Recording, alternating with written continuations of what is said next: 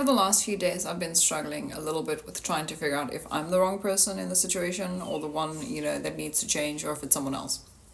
And I remembered something my therapist told me a few years ago, and it quite stuck out, and I was like, maybe I can just share it. And if you're in a situation where you need to weigh up some pros and cons, this is how you can look at it. So she said to me that if we look at life, right, if you're going to get a cell-phone contract and on paper they tell you exactly what's wrong, so the screen's cracked, the on button doesn't work, it doesn't charge, you can only save one song, you can have one contact in your phone, and you won't be able to use social media, no photos, no nothing, and you're going to pay R1,000,000 a month for it, would you sign the contract? And I was like, why would I sign the contract?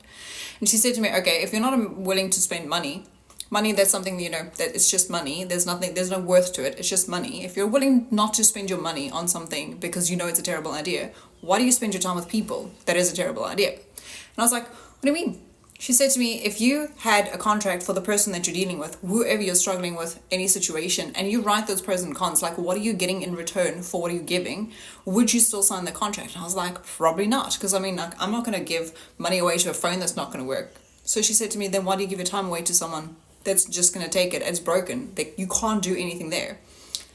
And I was like, wow. So what I did was I did pros and cons, and at the end of the day, I was like, okay, this is how I'm weighing it up. And then that's how I made my decision. So think about every situation that you can't figure out, like a cell phone contract. If you had on paper everything that was wrong with it compared to everything that you're going to get in return for what you're giving, if it doesn't weigh out, then just don't sign the contract.